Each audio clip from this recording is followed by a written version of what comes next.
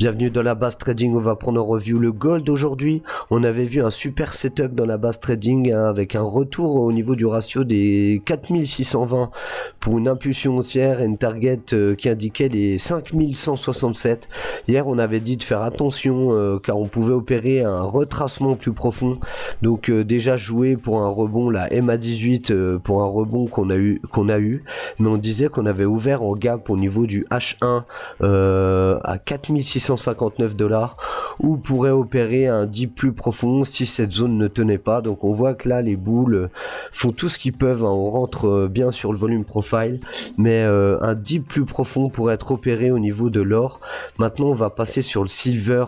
On va voir que le silver nous avait fait un gros crack, un énorme crack de 30%. On l'avait souligné dans la base comme quoi la MA200 pouvait faire office de support, mais malheureusement le silver suit l'or, hein. Tant que l'or perd de la valeur, le silver va avoir du mal à consolider. Maintenant pourquoi pas tenter de poser un bottom si on casse pas ce plus bas. Là on tente de pas casser ce plus bas, mais attention, un order block en H4 est présent. Donc maintenant tant qu'on repassera pas sur un ruban qui devient boule avec un prix qui fait un pullback dessus, on visera pas des targets plus hautes pour le moment sur le silver.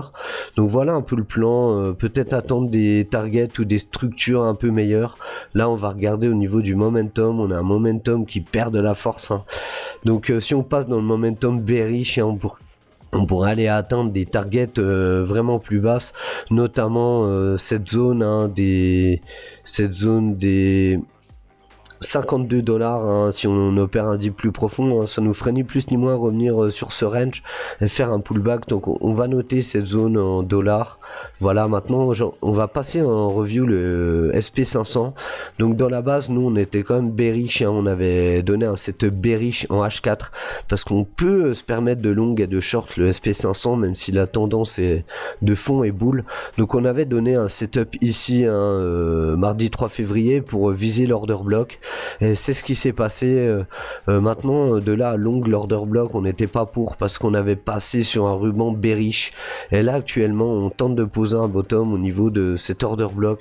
Maintenant attention, en daily on a quand même des zones à aller chercher, on a une structure et la zone des 6749 $ pourrait être atteinte. Maintenant qu'on a une résistance au niveau de ce ratio, hein, on l'a noté 6911, vous pouvez le noter tant qu'on repasse pas au-dessus de cette zone, hein. Faire un pullback là-dessus avec un ruban qui deviendrait bullish. Franchement je vais pas jouer long, sur le SP500, je vais attendre des targets un peu plus basses. Donc un short pourrait s'opérer si on vient un pullback dans le ruban. D'ailleurs on va ici la pullback mais avec un stop loss au-dessus de la mèche et des targets pouvant aller ici. Ça nous fait un risque récompense de 3,40. je sais que ça paraît dingue, mais si le SP500 lâche cette zone, on n'aura pas de mal déjà à aller au milieu de ce ratio, hein. Donc ici on va noter des 6818 points et un dip plus profond au niveau des 6749 points. Au niveau du Nasdaq, donc il avait complètement pété cette zone. On avait vu dans la base qu'on pouvait faire un short au niveau de ce prix. On avait tracé notre Fibo, on avait vu qu'ici on rentrait dans une belle zone de short. On avait quand même vu que si le prix alors on va virer ça, hop. On avait vu quand même que si le prix maintenait cette zone, hein, des 25 818, ça pouvait faire office de rebond pour aller repéter la TH. Mais voilà, on avait un énorme order block de vente en daily. C'est ça qui nous faisait penser dans la base que ça allait baisser. Et là, c'était ni plus ni moins qu'une chasse liquide, un fake out. Pourquoi? Parce que on avait une double divergence bearish. Donc dans l'idéal, il fallait attendre une divergence boule, hein, qu'on n'a pas eu, parce que rentrer simplement là-dessus sur 3 bougies vertes, non, il fallait descendre et recréer des bougies vertes, et là on aurait pu latéraliser et on se serait dit que le croisement là au niveau du ruban aurait été bullish et on aurait pu faire la continuation, mais c'est pas ce qui s'est passé. Là on est en train de latéraliser avec un ascending ici latéralisation en flag. Pour moi, c'est un bear flag pour descendre clairement et aller viser la zone des 24 434. Maintenant, faites attention quand même, mais tant qu'on va pas au-dessus de ce prix, on va le noter dans la base.